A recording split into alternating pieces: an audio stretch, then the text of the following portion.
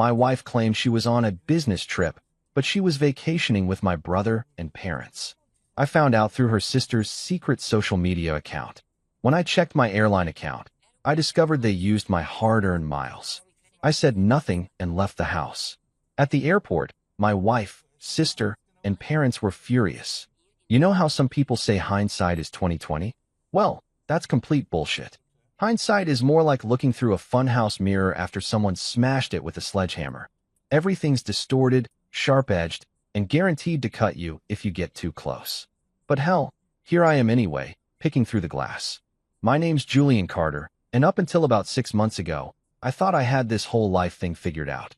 Operations director at Meridian Logistics in Stanford. Yeah, I'm one of those guys who gets a hard-on from spreadsheets and delivery schedules. Sue me. I live by numbers because numbers don't lie. People? Well, that's a different story entirely, but we'll get to that clusterfuck soon enough. Our house in Greenwich was the kind of place you'd see in those real estate porn magazines that rich housewives flip through while waiting for their Botox appointments. You know the type, all clean lines, perfectly staged fruit bowls, and that ridiculous amount of natural light that makes everything look like it's been blessed by God himself. Every Sunday morning, like clockwork, that golden light would stream through our dining room windows and hit the mahogany table just right, turning our breakfast setup into something that belonged on a Hallmark card. I had my routine down to a science. Wake up at 7:15, not 7, not 7:30, but 7:15 because that gave me exactly enough time to shower, throw on my weekend uniform of khakis and a polo, and get the coffee brewing before Lydia made her grand entrance. She always came downstairs at exactly 8:20, hair perfectly tousled in that way that probably took her 45 minutes to achieve, wearing one of those flowy sundresses that cost more than most people's car payments. "Morning, babe," she'd say, floating into the kitchen like some kind of domestic goddess, and I'd hand her that first cup of coffee, cream, no sugar, in the blue ceramic mug she got from that overpriced boutique in Soho. She'd smile, that million-dollar smile that had hooked me 6 years ago at my buddy's wedding. And for those first few minutes of every Sunday, the world felt solid. Predictable. Mine. We'd sit at that perfectly lit table, her scrolling through Instagram while I read the Wall Street Journal on my iPad, and everything would seem absolutely fucking normal. She'd show me pictures of her friends' weekend adventures. Brunches in the Hamptons, charity galas in Manhattan, couples trips to Napa that made my quarterly reports to corporate look like vacation slides. "We should do something like this," she'd say, and I'd nod and make mental notes about booking something similar, because that's what good husbands do, right? They keep their wives happy and their Instagram feeds looking enviable. The Sunday ritual extended beyond our kitchen, of course. There was church, St. Mary's Episcopal, where we had what I now realize was probably the most expensive pew rental in Connecticut.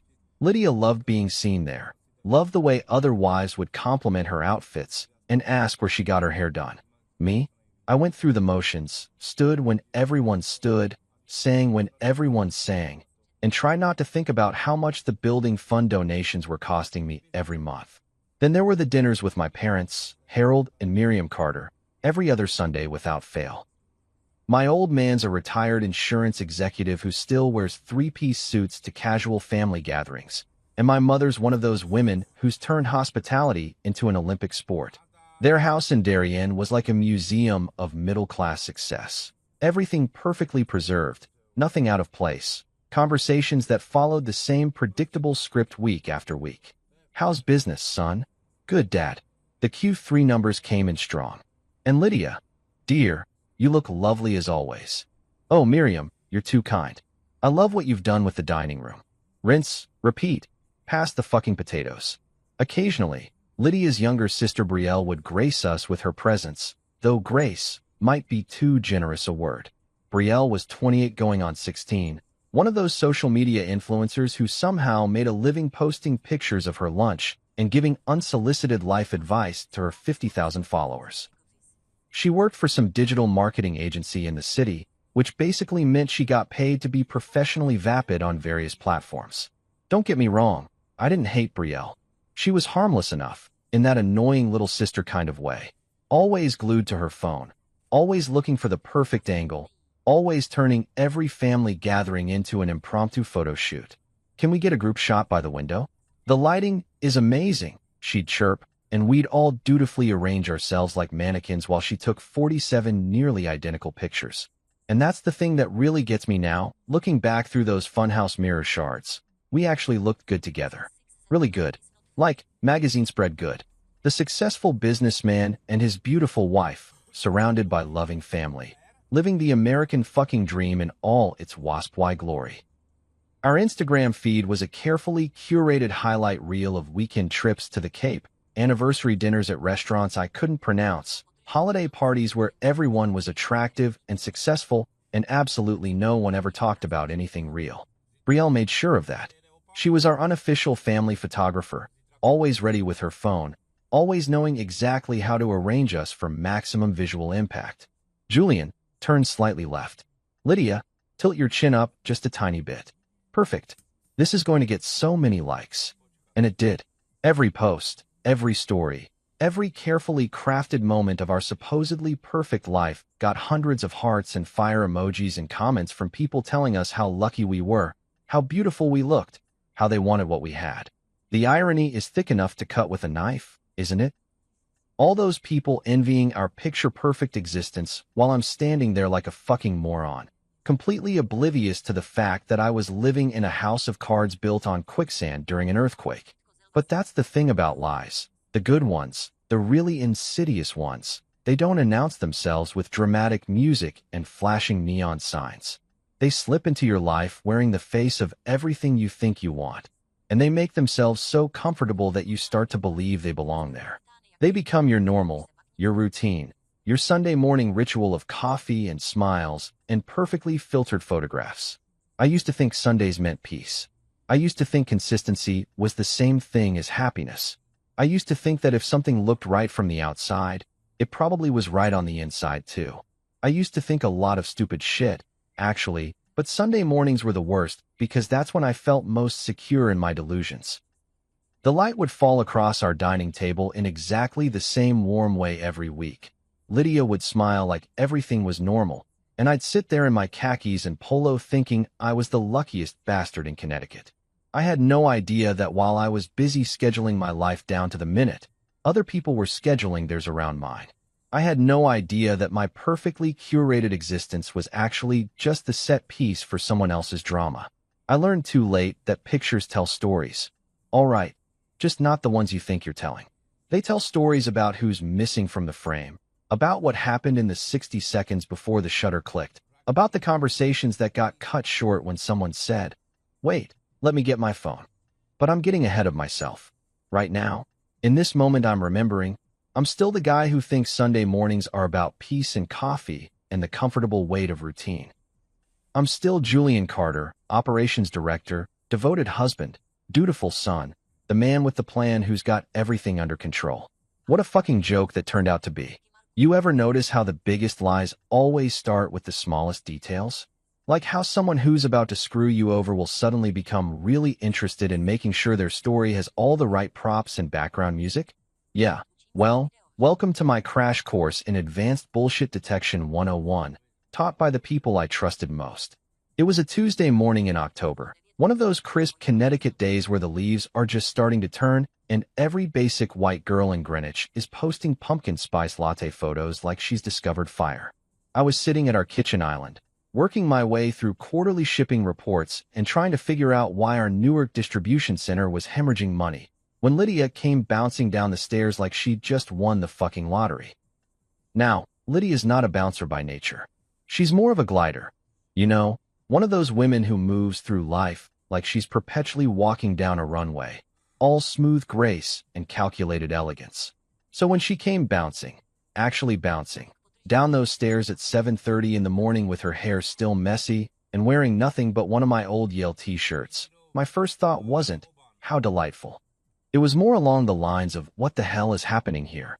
Julian, baby, you're not going to believe this.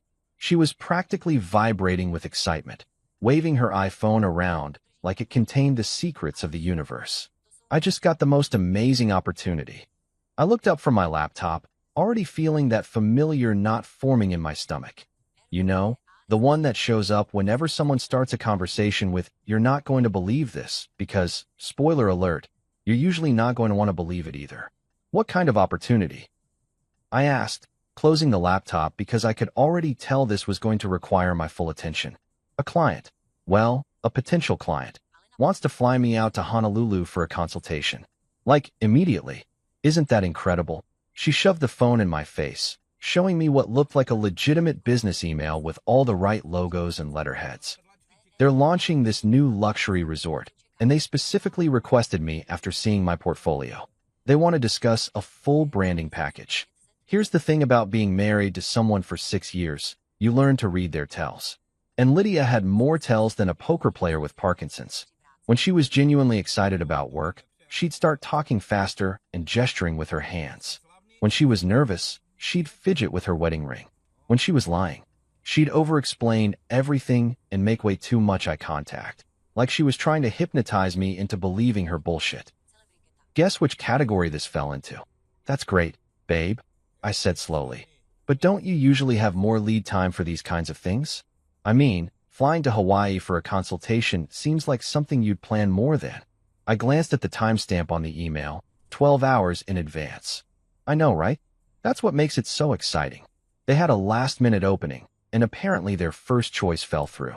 It's like fate. She was practically glowing now, and I have to admit, part of me wanted to believe her. Part of me wanted to be the supportive husband who got excited about his wife's career opportunities, even if they did involve flying halfway across the Pacific on less than a day's notice. But here's what didn't make sense. Lydia worked for a boutique branding firm in White Plains that specialized in local businesses, restaurants, med spas, the occasional tech startup. Their biggest client was a chain of yoga studios in Westchester. They weren't the kind of agency that luxury Hawaiian resorts just happened to stumble across while browsing the internet for marketing talent. Who's the client? I asked. Kealani Resort Group, she said without missing a beat. They're developing this incredible property on the North Shore. Ultra-luxury, eco-friendly, targeting high-net-worth individuals who want an authentic Hawaiian experience. I nodded like this made perfect sense, while my brain started running through all the reasons it absolutely didn't. But what was I going to do? Interrogate my wife like she was trying to embezzle company funds? Tell her I didn't trust her judgment? Demand to see her browser history? When do you leave? I asked instead. Tonight. Can you believe it? I need to pack and get to JFK by 6 for an 8 o'clock flight. She was already heading toward the stairs, then stopped and spun around. You don't mind, do you? I know it's sudden, but this could be huge for my career. Like, career-defining huge. And there it was, the guilt trip disguised as consideration. The implication that if I had any objections to my wife flying to paradise on 12 hours' notice, I was obviously a controlling asshole who didn't support her professional ambitions. Of course I don't mind. I lied, because that's what you do when you're married. You swallow your instincts and trust the person you promised to love and honor and all that other shit that sounds so much easier in theory than in practice. Go for it. She beamed at me like I'd just told her she won the Nobel Prize for marketing excellence, kissed me on the forehead, and disappeared upstairs to pack. And that's when the real show began. Now, Lydia's normally a meticulous packer. She'll spend an hour debating between two nearly identical black blazers and create detailed outfits for every possible scenario, complete with backup accessories and weather contingencies. She travels with enough skincare products to stock a Sephora and at least 3 pairs of shoes for every day she's planning to be gone. But that morning she threw clothes into a suitcase like the house was on fire. I could hear her upstairs, opening and slamming drawers, muttering to herself, and generally creating the kind of chaos that usually preceded family emergencies or natural disasters. Need any help? I called up the stairs. No, I'm good. Almost done. Almost done turned into an hour and a half of frantic packing, followed by another half hour of her standing in our bedroom doorway with 2 suitcases, a small carry-on, and a much larger checked bag, looking like she was about to move to Hawaii permanently rather than attend a 3-day business consultation. Babe, I said, eyeing the luggage situation, how many outfit changes does this consultation require? She laughed, but it sounded forced. You know how it is with new clients. First impressions are everything. and I want to be prepared for any situation. Business meetings, client dinners, maybe some informal socializing. Right. Because nothing says serious business consultation like packing enough clothes for a 2-week vacation. But here's where it gets really interesting. While Lydia was upstairs having her packing meltdown, I started noticing other weird shit happening around me. My phone kept buzzing with texts, but not the usual stuff. Not work emergencies, or my mother asking if we were coming to Sunday dinner. These were different. Evasive. My brother Aaron, who normally called me at least twice a week to complain about his job or ask for advice or just shoot the shit, had suddenly gone radio silent.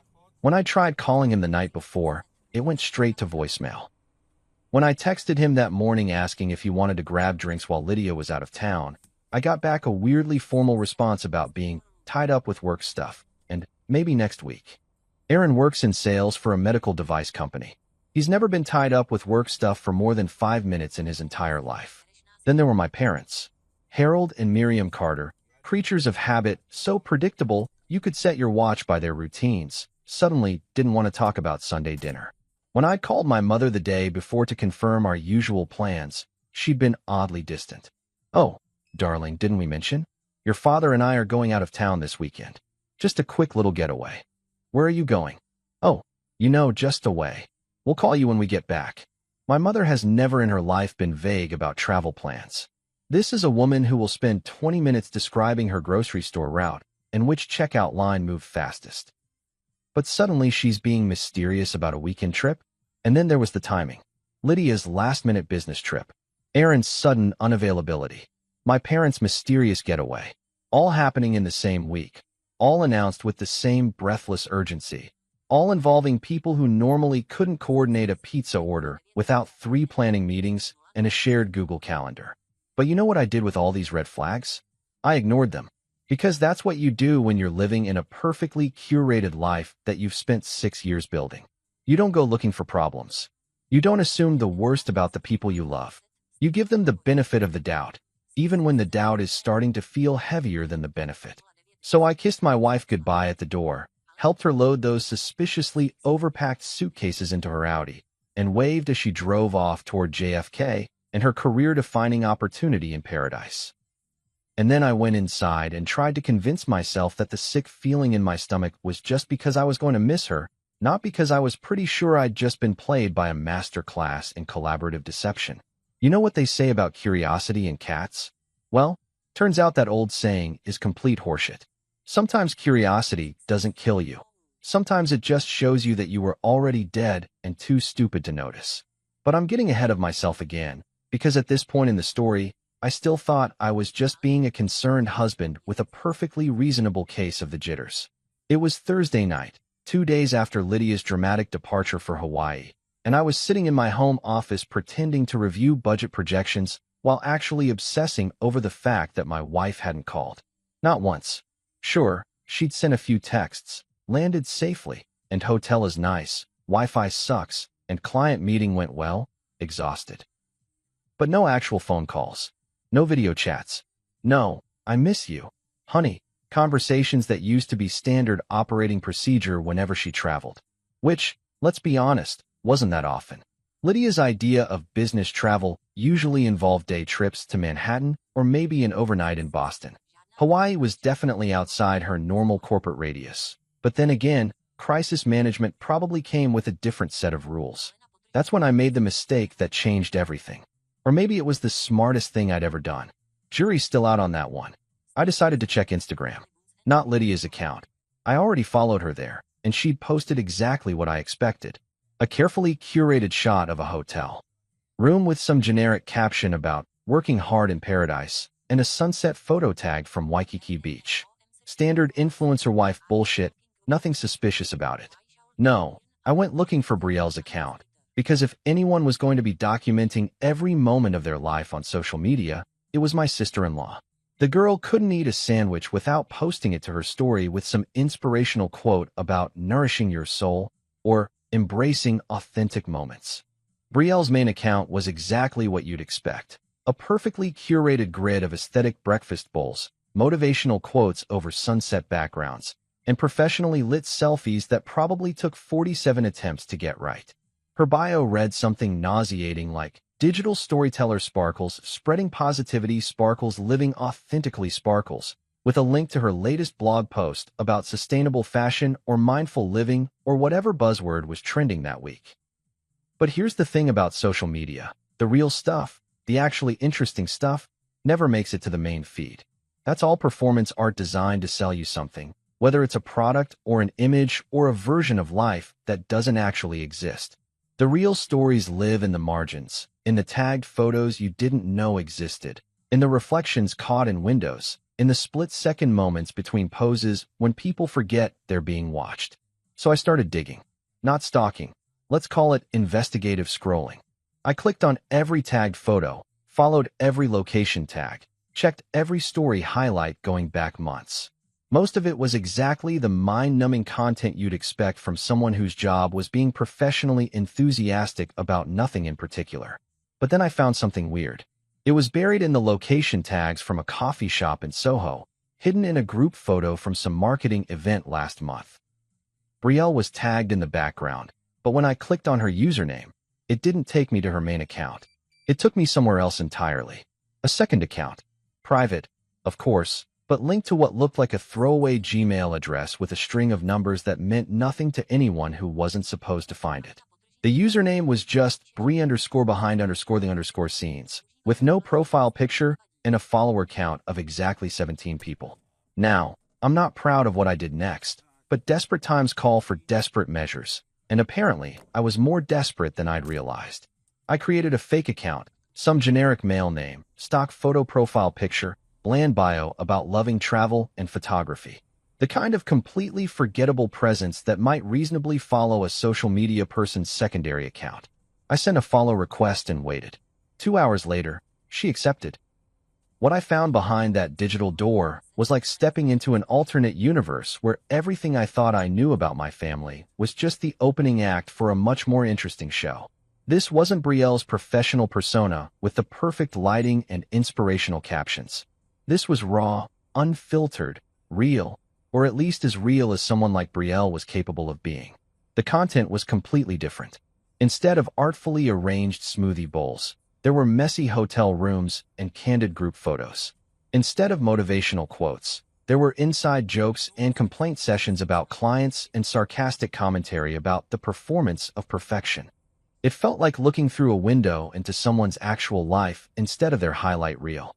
And there, scattered throughout the recent stories like breadcrumbs leading to a very specific gingerbread house, were palm trees, white sand beaches, crystal clear water that was definitely not the murky gray Atlantic I was used to seeing on our occasional trips to the Hamptons.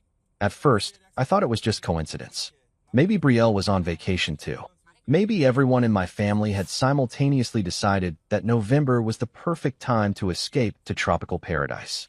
Maybe I was the only idiot in Connecticut still dealing with 40-degree weather and budget projections. But then I saw the reflection. It was in a story that lasted exactly 3 seconds. Just a quick boomerang of someone clinking champagne glasses together in what looked like a restaurant overlooking the ocean. The kind of throwaway content that most people would scroll past without a second thought. But I wasn't most people anymore. I was a man whose wife had disappeared into thin air with a suspicious amount of luggage and a story that was starting to smell fishier than week-old sushi. I watched that 3-second loop over and over, frame by frame, until my eyes burned and my phone battery started dying. And there, caught in the reflection of the restaurant's window behind the champagne glasses, was a profile I would have recognized anywhere. My brother Aaron's profile. Unmistakably him. With that stupid goatee he'd been growing for the past month and the backward baseball cap, he wore everywhere like he was still 22 and trying to get into college parties. Aaron, who had been asking me about sunscreen brands and Hawaiian weather forecasts just 3 days ago. Aaron, who was supposed to be in his shitty studio apartment in Stamford, probably eating cereal for dinner and playing video games until 3 in the morning. Aaron, who was apparently sipping champagne at sunset in what looked suspiciously like the same tropical paradise where my wife was allegedly managing someone else's corporate crisis. I screenshotted that story so fast I almost dropped my phone. But wait, it gets better. Or worse, depending on how you look at it. The next story in Brielle's secret feed was another throwaway moment. Someone adjusting their hat, at what looked like a poolside cabana. Again, just a few seconds of meaningless content that most people would ignore. But I was past the point of ignoring anything. The hat was straw, wide-brimmed, with a navy blue ribbon around the crown. I'd bought that exact hat for my mother last Christmas, from some boutique in Greenwich that charged $200 for what was essentially overpriced beachwear. Miriam had loved it, worn it to every outdoor event since then, always made sure to mention where it came from when other women complimented it. "Julian got this for me," she'd say, adjusting the brim with that proud maternal smile. "Isn't he thoughtful? So thoughtful that apparently I'd funded my own mother's participation in whatever the fuck this was turning out to be." The final piece of the puzzle came in the form of a group boomerang. 4 champagne flutes clinking together in slow motion, the kind of celebratory toast you make when something significant has just happened. 4 hands holding 4 glasses, and I studied those hands like I was preparing for the world's most fucked up anatomy exam. One hand had perfectly manicured nails in a shade of coral that Lydia had been obsessing over for the past month. Another hand wore my mother's wedding ring, that distinctive platinum band with the small diamond cluster that had belonged to my grandmother. The third hand was obviously masculine, wearing what looked like a class ring, or maybe. Wait, I zoomed in until the image pixelated, but I could still make out the details. It wasn't a class ring. It was my father's signet ring, the one with his initials engraved in Old English script that he'd inherited from his own father and wore every day since I was a kid. For hands, for glasses, for people who were supposed to be in 4 different places, living 4 separate lives, none of which involved tropical vacations and champagne toasts, while I sat in Connecticut like the world's biggest asshole, worried about budget projections and quarterly reports. I watched that boomerang until my screen went black from inactivity. Then I plugged my phone back in and watched it again, and again, and again, until the repetitive motion of those clinking glasses started to feel like a metronome counting down to the end of everything I thought I knew about my life. The worst part? They looked happy. Really, genuinely happy in a way that none of them ever looked during our perfectly staged family gatherings back home. No forced smiles, no performative conversation, no carefully orchestrated photo ops for Instagram. Just 4 people enjoying themselves without me, having the kind of authentic good time that apparently required my complete absence to achieve. That's when I realized I wasn't looking at evidence of 4 separate betrayals. I was looking at evidence of one very carefully coordinated family vacation that somehow forgot to include the family member who'd been paying for everyone else's good times for the past 6 years. Ever have one of those moments where you suddenly understand why people lose their shit and start throwing things? Not that I'm a violent guy. Hell, the most aggressive thing I'd done in years was argue with a customer service rep about an incorrect delivery charge. But sitting there staring at my phone screen, watching my entire family toast their secret vacation with champagne I'd probably paid for, I finally got it. I understood the appeal of breaking something expensive just to hear the sound it makes when it shatters. Instead, I did what any rational, methodical, completely fucking furious operations director would do. I opened my laptop and started auditing my accounts. You see, there's one thing about being married to someone for 6 years while maintaining separate finances for independence. You tend to get a little sloppy about certain shared resources. Credit cards with authorized users. Joint access to airline accounts. Login information saved on shared devices for convenience. The kind of digital intimacy that seems romantic when you trust someone and absolutely insane when you realize that trust was misplaced. I started with American Airlines, mostly because I'm a creature of habit and they've been my carrier of choice since college. 10 years of business travel, delayed flights, middle seats between crying babies, and guys who think airplane armrests are suggestions rather than territorial boundaries. 10 years of accumulating miles the hard way, one miserable cross-country red-eye at a time. My AAdvantage account was my quiet pride and joy, my digital trophy case full of status levels and upgrade certificates, and enough banked miles to fly first class to Tokyo if I ever decided to stop being practical and start being spontaneous.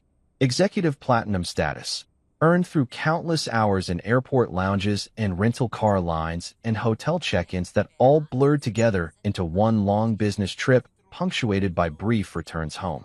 I logged into the account expecting to see my usual balance, somewhere around 340,000 miles, give or take a few thousand depending on recent credit card spending and quarterly bonuses. Enough for a really nice vacation, maybe 2 decent ones, or several years' worth of domestic upgrades that made business travel slightly less soul-crushing. What I found instead was a balance of 47,000 miles and a transaction history that read like a fucking crime scene. 4 first-class tickets to Honolulu, booked 6 days ago. Departure date: the same Tuesday that Lydia had her emergency client crisis. Total cost in miles: 280,000, plus taxes and fees charged to the credit card linked to the account. My credit card, obviously, because whose else would it be? The names on the reservations were masked for privacy, just initials and partial last names. But the booking details were clear as day. 4 seats in first class on the same flight, same departure time, same destination. For people traveling together on my miles, my status, my 10 years of accumulated suffering through airline food and recycled airplane air. I sat there staring at the screen for a full minute, my brain trying to process what I was seeing. It wasn't just the betrayal, though that was certainly enough to send me into a homicidal rage. It was the sheer fucking audacity of it.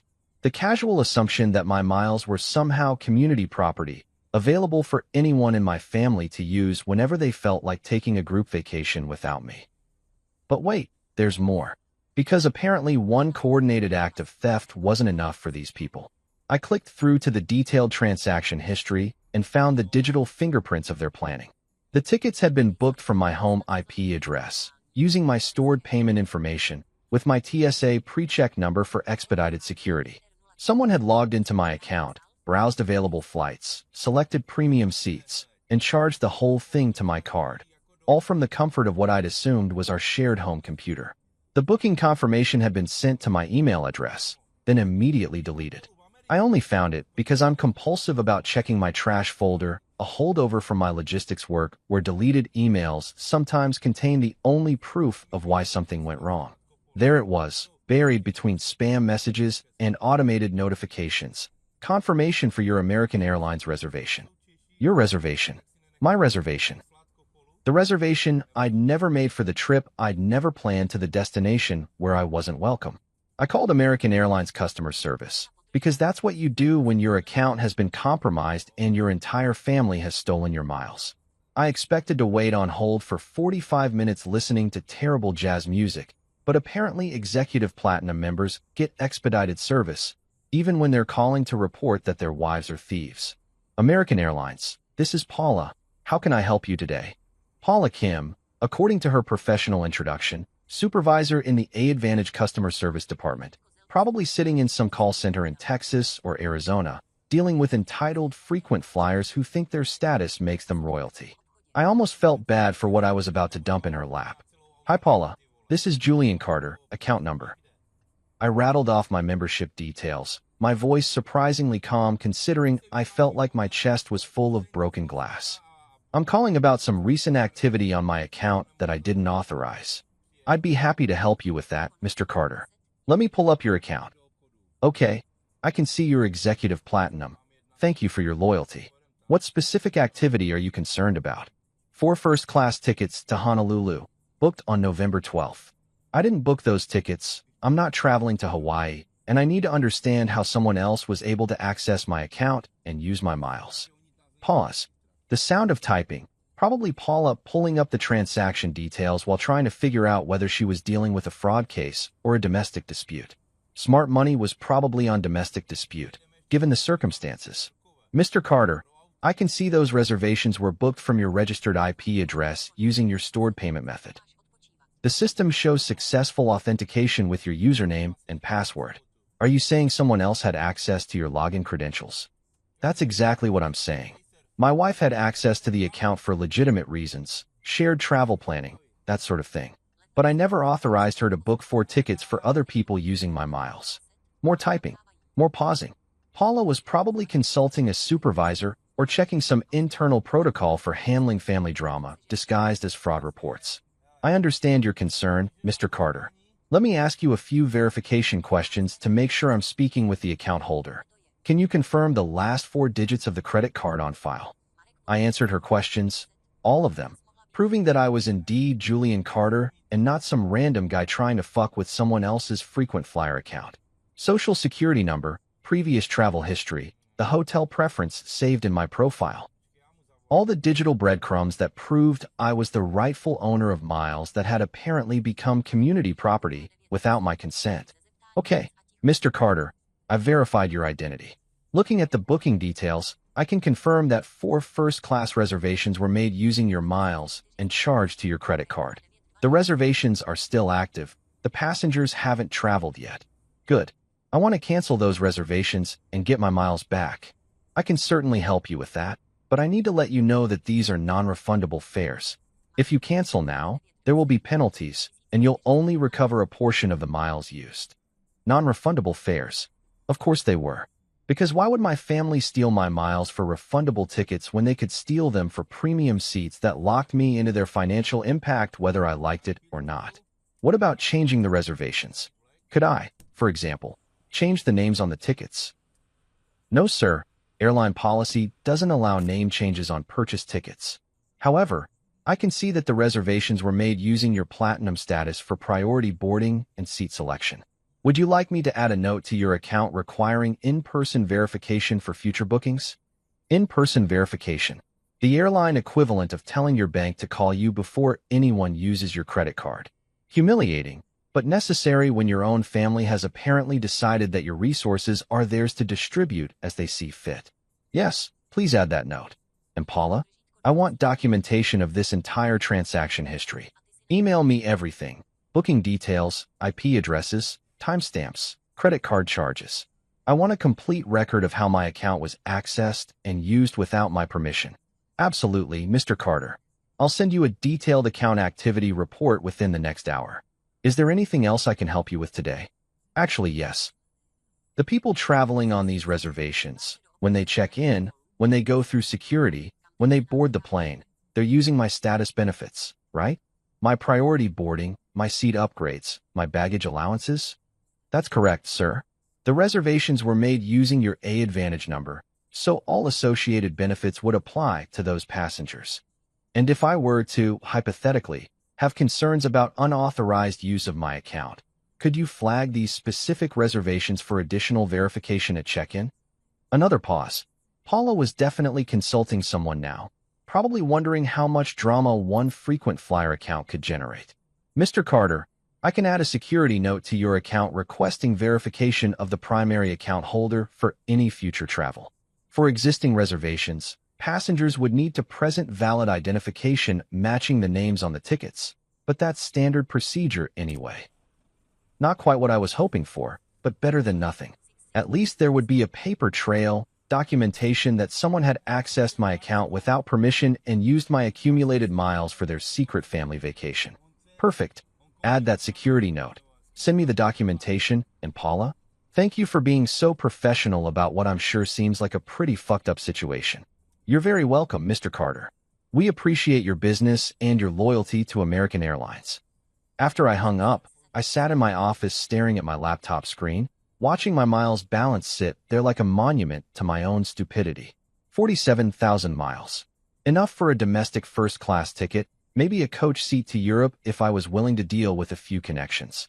Not enough for the kind of trip my family was apparently taking with money that used to be mine. The email from Paula arrived 37 minutes later, complete with booking confirmations, transaction histories, and IP logs that painted a clear picture of exactly how thoroughly I'd been played. For first-class seats, for people who were supposed to be somewhere else, and one husband sitting in Connecticut finally understanding that his marriage wasn't the only lie he'd been living. There's something weirdly liberating about discovering that your entire life is a lie. Not the discovery part. That fucking sucks. But what comes after? That moment when you realize you don't have to play by the rules of a game that was rigged against you from the start. When you understand that the people you've been protecting don't deserve your protection, and the responsibilities you've been shouldering were never actually yours to carry. I didn't sleep Thursday night. Not even a little bit. Instead, I sat in my home office with a legal pad, 3 different laptops, and the kind of cold, calculating focus that usually made my colleagues at Meridian Logistics nervous during budget meetings. Except this time, instead of optimizing supply chains and delivery schedules, I was systematically dismantling the financial infrastructure that had been supporting everyone else's good time at my expense. You want to know the difference between anger and rage? Anger makes you want to break things. Rage makes you want to build things. Specifically, walls that are tall enough and thick enough to keep the people who hurt you from ever being able to hurt you again. I started with the joint checking account, the one Lydia and I had set up 3 years ago for household expenses and shared financial goals. In theory, it was supposed to make our marriage more collaborative. In practice, it had turned into a slush fund that she used for whatever the hell she wanted while I dutifully transferred money from my primary account every month like some kind of automated ATM. The balance was $47,000, accumulated over years of my contributions and very few actual household expenses.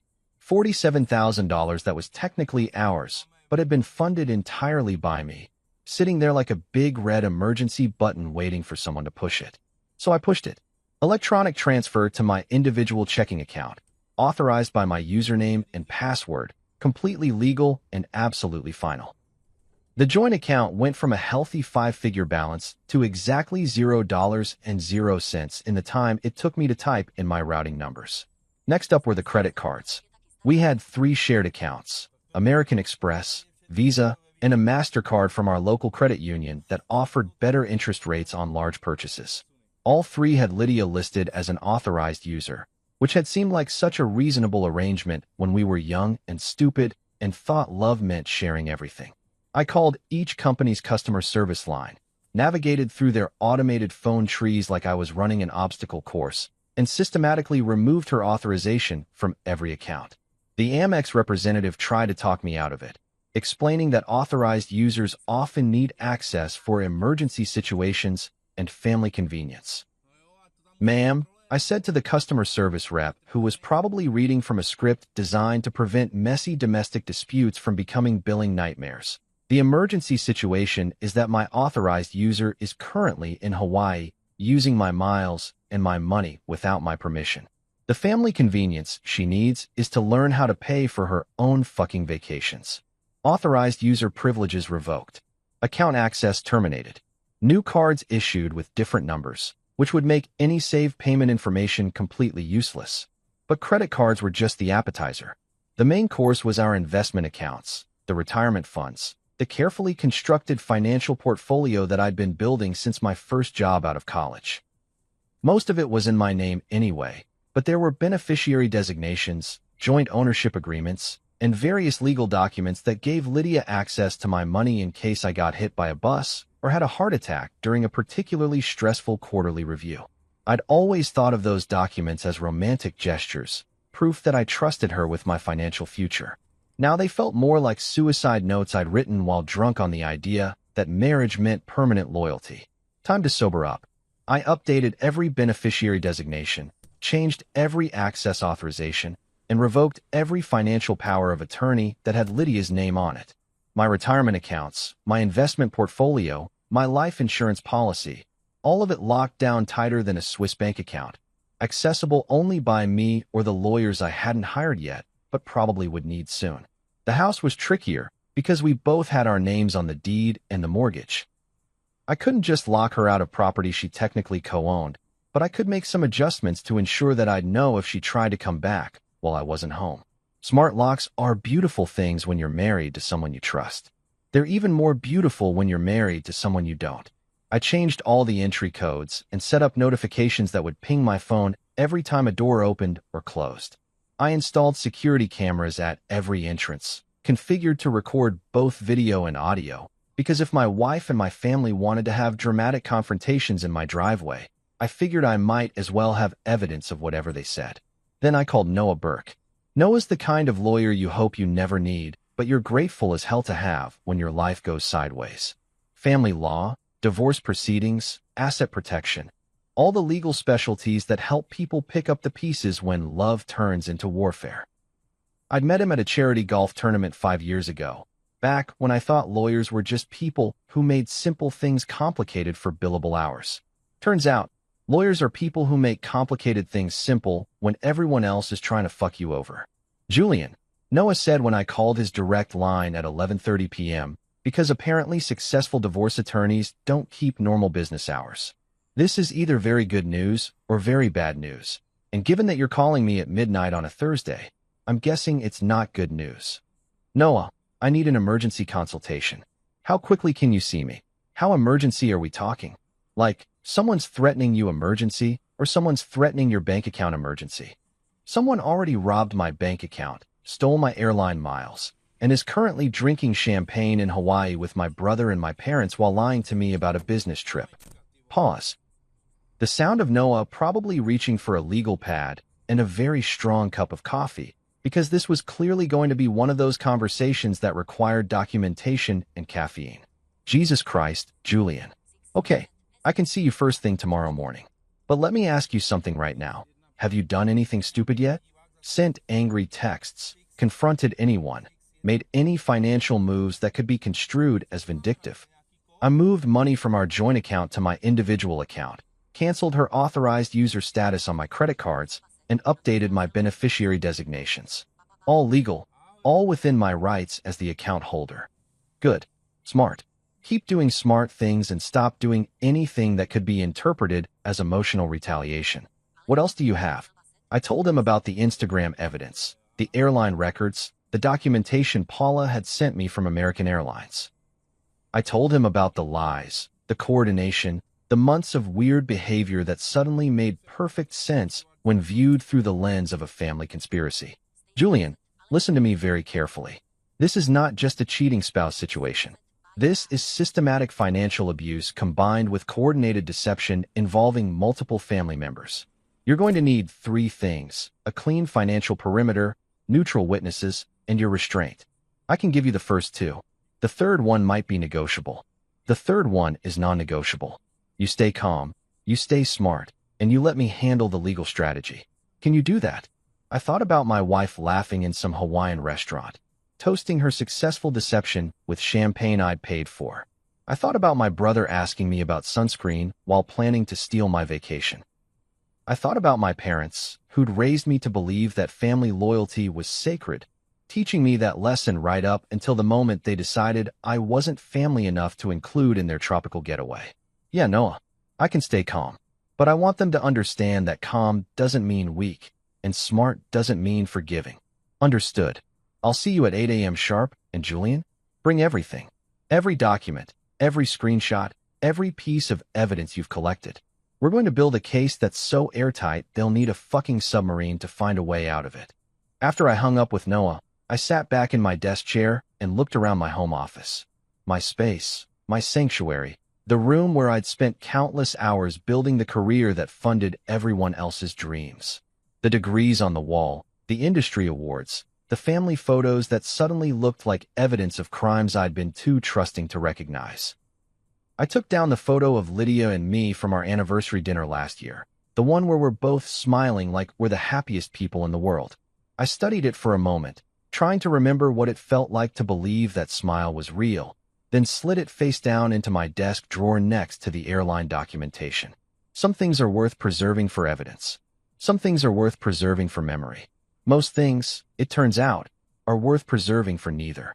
You know what they don't tell you about planning revenge? It's actually a lot like planning a wedding, except instead of coordinating flowers and photographers, you're coordinating lawyers and witnesses, and the perfect moment to watch someone's face realize their whole world just went to shit. The attention to detail is remarkably similar, though the guest list is significantly more hostile. I spent Friday morning in Noah Burke's office, which looked exactly like what Central Casting would order if they needed a set for successful divorce attorney. Dark wood paneling, leather-bound law books that probably cost more than most people's cars, and diplomas from impressive universities arranged just so behind his desk. Noah himself was mid-50s, silver-haired, and had the kind of calm confidence that comes from watching hundreds of marriages explode and knowing exactly how to sweep up the debris. Julian, he said after reviewing my documentation for the 3rd time, this is either the most clear-cut case of financial infidelity I've seen in 20 years, or your wife is significantly smarter than her Instagram account suggests. What do you mean? I mean she's left a digital paper trail that a first-year law student could follow. The airline records, the social media evidence, the credit card charges, it's like she wanted to get caught. Either she's incredibly sloppy, or this is some kind of elaborate setup. I thought about that for a moment, running through the timeline in my head.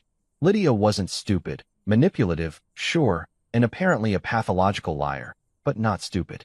So why had she been so careless about covering her tracks? Maybe she thought I was too trusting to look. Or maybe she thought you were too weak to do anything about it, even if you found out. Noah leaned back in his leather chair, studying me with the kind of professional assessment that probably cost $300 an hour. The question is, what do you want the outcome to be? I want them to understand that actions have consequences.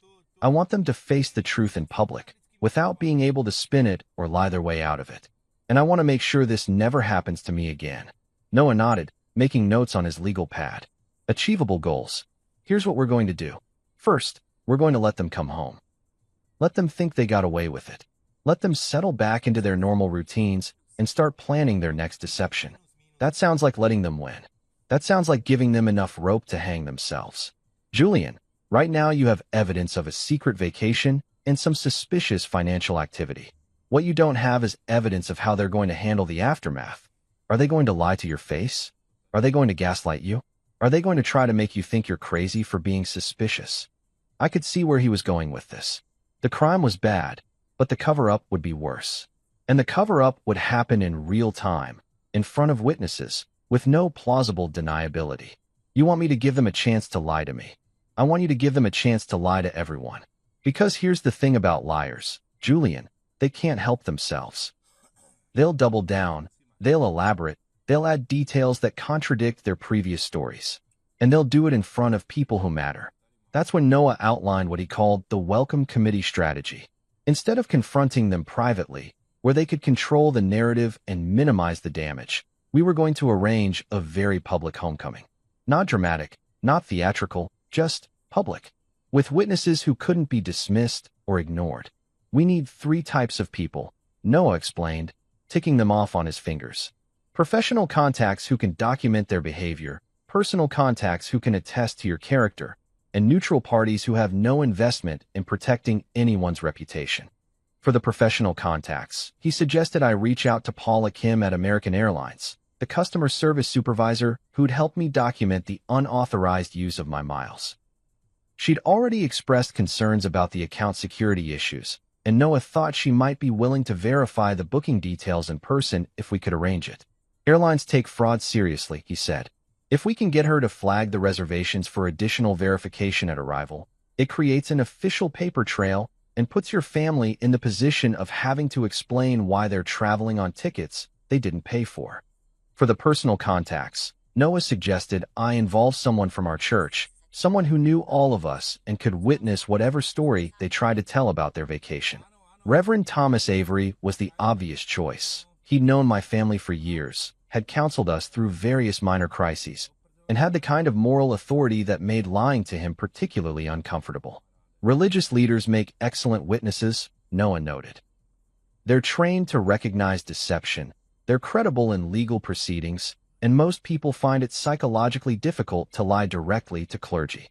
For the neutral parties, he suggested I involve someone from work, preferably someone in a position of authority who could observe and document without being accused of bias. My HR director, Janet Ortiz, was perfect for this role, professional, unflappable, and smart enough to recognize a shitshow when she saw one. The plan was elegant in its simplicity. I would meet them at the airport when they returned from Hawaii, accompanied by my carefully selected witnesses. Not to confront them, not to accuse them of anything, but simply to welcome them home and hear their stories about their respective trips. Let them lie, Noah said. Let them elaborate. Let them dig their own graves with their own words, in front of people who will remember every detail. And then, when the lies become unsustainable, we present the evidence and watch them try to explain why they thought stealing from you was acceptable behavior. There was one more element to the plan, though, and this one was my contribution. I wanted Marcus Lee there. Marcus was our head of security at Meridian Logistics, a former cop who transitioned into corporate security after 20 years of dealing with actual criminals. He was quiet, observant, and had the kind of presence that made people think twice about whatever bullshit they were planning to pull. More importantly, He owed me a favor from the time I'd helped get his daughter an internship with one of our client companies. You want security there? Noah asked when I mentioned Marcus. I want someone there who understands how confrontations escalate and knows how to de-escalate them if necessary. I also want someone there who can't be intimidated or manipulated by emotional outbursts. Smart. Very smart. What about your friend Priya? The one you mentioned who knows about your marriage problems. Priya Patel had been my closest friend since business school, the kind of person who'd seen me at my worst and still answered her phone when I called. She was also a forensic accountant with a specialty in financial fraud, which made her uniquely qualified to understand exactly what my family had done to me and why it mattered. Priya stays in the background, I decided. She's there to observe and to keep me grounded, but she doesn't engage unless I specifically need her to. By the time I left Noah's office, we had a plan that was detailed, professional, and completely legal. No ambushes, no dramatic confrontations, no emotional outbursts that could be used against me later. Just a carefully orchestrated moment of truth where four people who thought they were smarter than me would discover that intelligence isn't the same thing as wisdom, and wisdom isn't the same thing as character. I called Paula Kim at American Airlines first. She remembered our conversation from Thursday night and was genuinely concerned about the security implications of unauthorized account access. Mr. Carter, I've been thinking about your situation, she said. The more I review the booking details, the more problematic this looks from a fraud prevention perspective. Would it be helpful if I was present when the passengers attempt to check in for their return flight? Actually, Paula, they're returning tomorrow. Would it be possible for you to meet them at arrival instead? I'd like to have an official airline representative present when I ask them about their trip. I can do that. I'll bring the account documentation and a colleague from our fraud prevention team. This is exactly the kind of case we use for training purposes, family members using accounts without authorization. Reverend Avery was my next call, and he was surprisingly receptive to the idea of witnessing what he diplomatically called a family reconciliation moment. Julian, he said, I've been in ministry for 30 years, and I've learned that the truth has a way of revealing itself when people are given the space to speak freely. If your family has something to explain about their recent activities, I'd be honored to provide pastoral support during that conversation. Janet Ortiz was the easiest sell of all. As HR director, she dealt with workplace drama on a weekly basis and had developed a professional appreciation for well-documented conflicts. Julian, you've been distracted at work for weeks, and now I understand why. If you need a witness for what sounds like a significant personal situation, I'm happy to help. Just promise me you're not planning anything that could reflect poorly on the company. Janet, I'm planning something that will reflect poorly on people who deserve it. The company has nothing to worry about. Marcus agreed without even asking for details. You need backup for something? You've got it. What time and where? By Friday evening, I had assembled what Noah called the most professional welcome committee in Connecticut legal history. 5 people who would observe, document, and witness whatever story my family tried to tell about their magical mystery tour to Hawaii. The only question left was whether they'd try to lie their way out of it, or if they'd surprise me with something resembling honesty. Given their track record, I wasn't betting on honesty. There's something deeply satisfying about packing a single backpack when you're used to managing other people's baggage, literal and metaphorical. Saturday morning, while my family was presumably enjoying their final day of tropical paradise funded by my decades of airline loyalty, I stood in my walk-in closet and realized I'd been carrying dead weight for a lot longer than just the past week. The closet was a monument to our marriage, or at least to the version of our marriage that existed for public consumption. His and her sections, perfectly organized, color-coordinated, with enough designer clothing to stock a small boutique. Lydia's side took up about 70% of the space, which had always seemed reasonable since women's fashion required more variety than men's business casual. Now it looked like evidence of a financial relationship where one person did all the earning and the other did all the spending. I pulled out my old hiking backpack, the one I'd used in college before I knew that adults were supposed to own matching luggage sets and worry about thread counts and whether their shoes conveyed the right message about their socioeconomic status. It felt good in my hands, solid, practical, designed for people who actually went places instead of just posting pictures of places on Instagram. Into the backpack went 3 days' worth of clothes, basic toiletries, my laptop, and the folder containing every piece of evidence Noah and I had compiled. Everything else, the Brooks Brothers suits, the Italian leather shoes, the expensive watches that marked anniversaries and promotions, could stay right where it was. Physical reminders of a life I was apparently too stupid to realize I'd been living alone. But first, I had some redecorating to do. The hallway leading from our front door to the living room was lined with family photos, a carefully curated gallery of our allegedly happy life together. Wedding pictures where we both looked young and optimistic and completely fucking clueless. Anniversary dinners at restaurants I couldn't afford but paid for anyway. Holiday gatherings where everyone smiled like they meant it. Vacation photos from trips that I planned, booked, and financed while other people collected memories and Instagram content. I started with our anniversary photo from last year, the Amalfi Coast trip that had cost me $15,000 and 3 weeks of vacation time. We're sitting at some overpriced restaurant overlooking the Mediterranean, both of us tan and relaxed, and playing the part of successful American tourists who definitely belonged in places that charged €50 for pasta. Lydia's wearing a dress that cost more than most people's monthly rent, and I'm wearing the kind of forced smile that comes from spending your entire vacation worried about credit card bills. I took that photo down first, studying our faces for signs of the deception that was apparently already in motion. Had she been planning this Hawaiian adventure even then? Had she been sitting across from me at that overpriced Italian restaurant, calculating how much of my money she could steal without me noticing? The photo went face down into my desk drawer, right next to the airline documentation and screenshots of Brielle's secret Instagram account. Evidence for the prosecution, Your Honor. Exhibit A. The defendant pretending to love the plaintiff while actively planning to rob him blind. Next came the family Christmas photo from 3 years ago, back when I still believed that Harold and Miriam Carter were the kind of parents who raised their children to value honesty and loyalty. We're all wearing matching red sweaters, because apparently my mother thought we were starring in some kind of holiday greeting card commercial, and everyone's laughing at something Aaron said. Probably a joke about how naive I was, though I'd thought it was just brotherly teasing at the time. Face down into the drawer. Then the photo from Harold's 70th birthday party, where I'd spent $3,000 on a surprise celebration at the country club and listened to speech after speech about the importance of family and tradition and taking care of the people you love.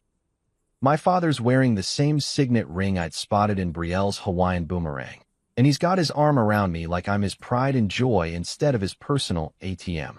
Face down into the drawer. By the time I was finished, the hallway looked like a crime scene where someone had systematically executed every happy memory in the house. Blank spots on the wall where our life used to hang. Nail holes that looked like bullet wounds. The ghostly outlines of frames marking the places where I used to believe I belonged. The living room got the same treatment. Wedding photos, vacation pictures, candid shots of us looking domestic and content. All of it disappeared into boxes or drawers or the growing pile of evidence that would probably end up in divorce court. What remained were the neutral pieces, artwork we'd bought together, furniture that didn't tell stories, the kind of impersonal decor you'd find in a hotel room or a staged house listing. It looked empty. It looked honest. It looked like what our marriage had probably always been underneath all the performance art and carefully curated social media content. The smart lock on the front door was the last thing I changed, scrolling through the app on my phone to delete Lydia's access code and set up new notifications. From now on, every time someone entered or left the house, I'd get a ping on my phone with a timestamp and a photo. No more surprise visits. No more convenient excuses. No more pretending that shared spaces meant shared trust. I also installed new security cameras at every entrance, discreet little devices that could record both video and audio without being obvious about it. If my family wanted to have dramatic confrontations in my driveway, if they wanted to gaslight me or threaten me or try to turn me into the villain of their story, I figured I might as well have evidence of exactly what they said and how they said it. Legal protection, Noah had called it. CYA documentation for when the emotional manipulation started and people began accusing me of being unreasonable or vindictive or whatever label they thought would make me back down. The funny thing about installing security cameras in your own home is how it makes you see the space differently. Suddenly you're thinking about sight lines and audio pickup and whether someone could approach your front door without being recorded. You start to realize how vulnerable you've been, how much you've taken on faith, how many ways someone could hurt you if they really wanted to. I wasn't paranoid. I was finally paying attention. By noon, the house felt like mine again in a way it hadn't in months. Clean lines, clear purposes, no bullshit decoration designed to impress people who were apparently laughing at me behind my back anyway. It felt like the kind of space where a man could think clearly, make decisions based on facts instead of emotions, plan his next move without worrying about who might be watching over his shoulder. I left through the front door at exactly 2:30 p.m., my backpack slung over one shoulder and my car keys in my hand. The smart lock clicked behind me with the kind of finality that sounded like a judge's gavel, official and irreversible and absolutely fucking satisfying. No note on the kitchen counter explaining where I'd gone or when I'd be back. No text message to Lydia asking about her client meetings or whether she was having a nice time in paradise. No phone calls to Aaron or my parents asking about their mysterious travel plans. Just silence. The kind of silence that speaks louder than accusations, that asks questions without giving away what you already know, that lets other people fill in the blanks with their own guilt and paranoia. I'd spent 6 years being the guy who always reached out first, who smoothed over conflicts, who made sure everyone else was comfortable even when I wasn't. The guy who funded other people's dreams and called it generosity instead of recognizing it as enabling. Time to try a different approach. My phone buzzed as I pulled out of the driveway. A notification from Brielle's secret Instagram account. Another story, probably more champagne and sunset photos from people who thought they were too clever to get caught. I glanced at the notification but didn't open it.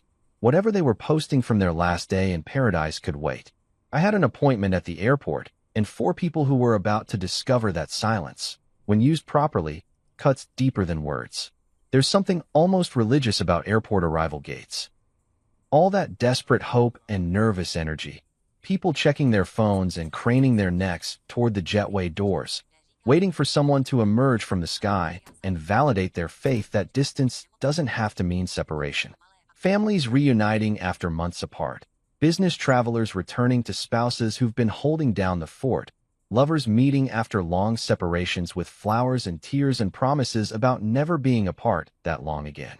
And then there's me, standing there in my navy jacket and what Noah called my courtroom shoes, the kind of polished leather that says you're serious about whatever's about to happen, waiting for my wife and my family to walk through those doors so I can destroy their lives with the truth.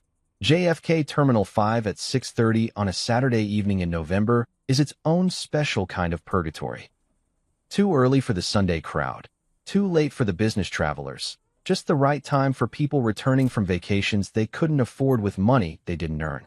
The arrival board showed Hawaiian Airlines Flight 382 had landed 12 minutes early, which meant my carefully orchestrated welcome committee had about 10 minutes to get into position before the show started. Paula Kim from American Airlines arrived first, looking exactly like what central casting would order for a competent airline supervisor dealing with fraud case. Mid-40s, perfectly pressed uniform, carrying a leather portfolio that probably contained enough documentation to sink a small country. She brought a colleague from their fraud prevention team, a younger guy named David who looked like he took this shit very seriously and had probably been briefed on the legal implications of unauthorized account access. Mr. Carter, Paula said, shaking my hand with the kind of professional grip that meant business. I've reviewed the case file again, and I want you to know that American Airlines considers this a serious breach of account security. We've flagged the reservations for additional verification, and we'll need to confirm the identity of all passengers before they can claim any future benefits from your account. Appreciated, Paula. And just to be clear, I'm not looking for anyone to get arrested or charged with crimes. I just want them to understand that actions have consequences, and lying to me about their whereabouts while using my resources is going to cost them more than they thought. Reverend Thomas Avery showed up next, dressed in civilian clothes, but carrying himself with that unmistakable pastoral authority that made everyone within 20 feet feel like they should probably examine their recent behavior and maybe think about going to confession. He'd known my family for 6 years, had officiated at our wedding, had counseled us through the usual marital adjustments that all couples go through when they discover that loving someone doesn't automatically make living with them easy. Julian, he said, placing a hand on my shoulder in that way that ministers do when they want to offer comfort, but also assess your spiritual temperature. I want you to know that I'm here to support whatever healing needs to happen. But I'm also here as a witness to truth. And sometimes truth requires courage that feels like cruelty. Janet Ortiz arrived precisely on time, because Janet approached everything in her life with the same systematic efficiency that had made her the best HR director Meridian Logistics had ever had. She looked like she was about to conduct a very important performance review, which wasn't far from the truth. "Julian, I've cleared my schedule for the next 2 hours," she said, checking her phone with the kind of professional focus that meant she was treating this like a work assignment. "Whatever happens here, you'll have a neutral witness who can document the conversation and attest to everyone's behavior." Marcus Lee was the last to arrive, and he didn't say much beyond a nod and a quiet, "You good?" that somehow managed to convey both support and readiness to handle whatever fuckery was about to unfold. Marcus had the kind of calm presence that came from 20 years of dealing with people at their absolute worst, and he positioned himself about 10 feet behind me where he could observe everything without being threatening. Priya Patel was already there, sitting in one of those uncomfortable airport chairs with her laptop open, pretending to work while actually documenting everything with the kind of detailed attention that forensic accountants bring to financial crime scenes. She'd insisted on staying in the background unless I specifically needed her expertise, but I could see her watching the arrival gate with the intensity of someone who understood exactly how much money was involved in this little family drama.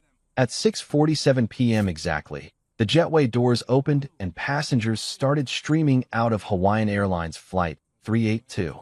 First came the usual suspects: business travelers with their rolling carry-ons and exhausted expressions, families with small children and too much luggage, elderly couples moving slowly and talking about how much they missed their own beds. And then came my family. They emerged from the jetway like they were walking off the set of a tourism commercial, all tanned and relaxed, and glowing with that particular satisfaction that comes from a week of being somewhere beautiful while someone else pays for it. Lydia was wearing white linen pants and a flowing top that probably cost more than most people's monthly car payments. Her hair perfectly tousled in that way that screams, "I just spent a week at an expensive resort, and I want everyone to know it." Aaron looked like he'd gained 10 pounds of tropical leisure, wearing a Hawaiian shirt that was so aggressively vacation-themed it belonged in a fucking museum, carrying what appeared to be several bags of duty-free purchases that he definitely couldn't afford on his startup salary. My parents looked happy, genuinely, authentically happy in a way I hadn't seen from them in years. Harold was wearing a golf shirt with a logo I didn't recognize, probably from some Resort Pro shop, and Miriam was glowing with the kind of relaxed contentment that comes from a week of being waited on by people whose job it is to make you feel important. All four of them were laughing about something, probably some inside joke from their secret family bonding experience, completely oblivious to the fact that their audience had expanded significantly since they'd left Connecticut. They stopped laughing the moment they saw me. It was like watching a movie scene where someone hits the pause button, for faces transitioning from joy to confusion to something that looked suspiciously like guilt, all in the space of about 3 seconds. For people who had been moving with the confidence of successful conspirators suddenly realizing that their conspiracy might have been discovered. "Welcome home," I said, and my voice carried across the arrival area with the kind of calm authority that made several other travelers turn to see what was happening. Not loud, not dramatic, just clear and unmistakable, and loaded with implications they were only beginning to understand.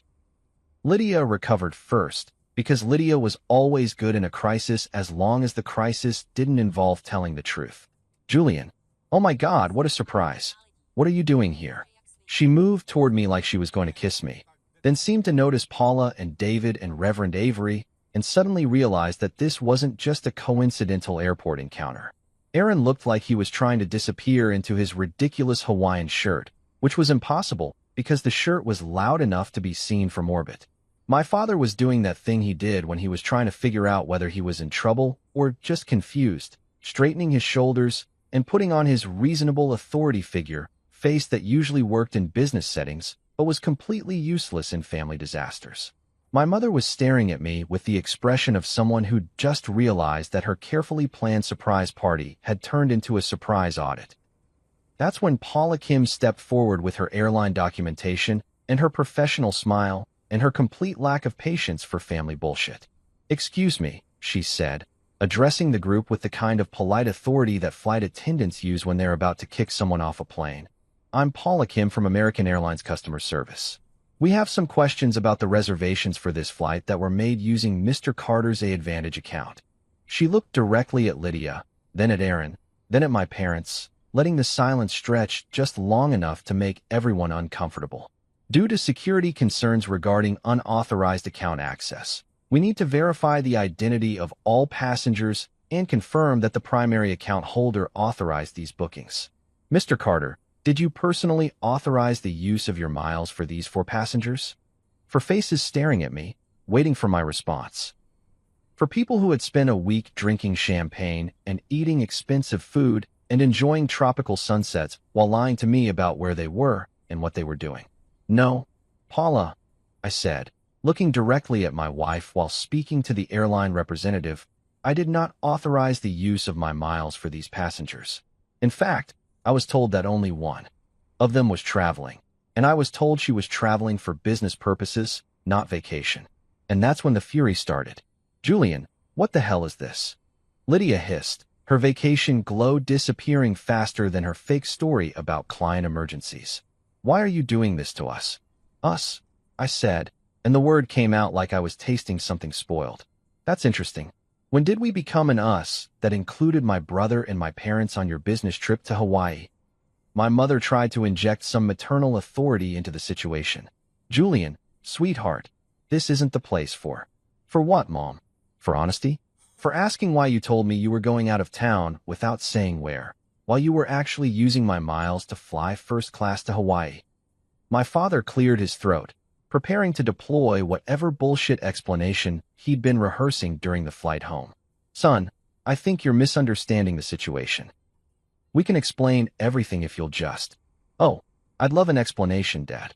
I'd love to hear how you ended up wearing your signet ring in Brielle's secret Instagram stories, while Mom's anniversary hat showed up poolside at a resort I've never been to." Aaron tried his usual approach of deflecting with humor. "Dude, you're being paranoid. We can totally explain." "Explain what, Aaron?" "Explain why you were asking me about sunscreen and Hawaiian weather while pretending you didn't know that's where everyone was going. Explain why you've been avoiding my calls for weeks while planning to steal my vacation." That's when Marcus stepped forward, not threatening, just present, and suddenly everyone realized that this wasn't just a family argument that could be handled with the usual mix of manipulation and gaslighting. Security retagged their luggage for inspection.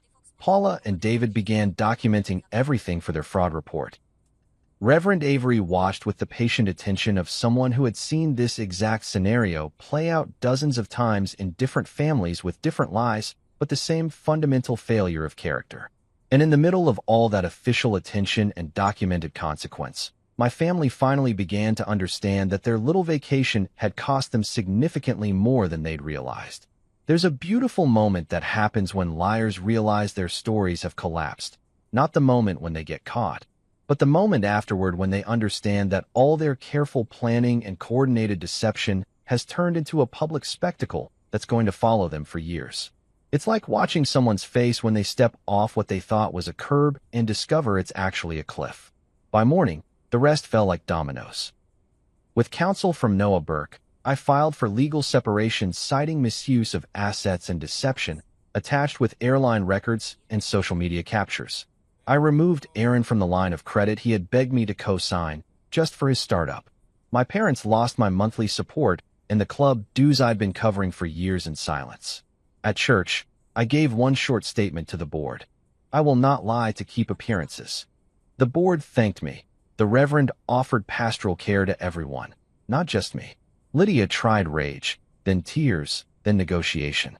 "We can fix this," she said outside the courthouse. "We," I answered, is a word that left the house when I did. A year later, I live in a smaller apartment that fits my chest better than the big house ever did. I run in the mornings, keep my own calendar, and drink coffee I grind myself. My company promoted Janet. We opened 2 new distribution hubs. I stand on loading docks more than I sit in boardrooms. I still see Reverend Avery. We talk about boundaries and mercy as separate things that can live in the same room. Lydia moved out of Greenwich quietly. Aaron says he's rebuilding. My parents write sometimes. I answer sometimes. Brielle deleted her secret account. Before she did, she sent me a message. I'm sorry. I thought clout was love. I didn't reply. On my phone, my airline app shows a healthy balance of miles again. I don't hoard them this time. I book one ticket at a time, and when I sit by the window, I watch the city shrink and say to myself, not as a threat, but as a promise. Silence carried me when shouting could not. When people ask how it ended, I tell them the truth. It ended at arrivals, under bad lighting and public air, with four faces furious and one man calm.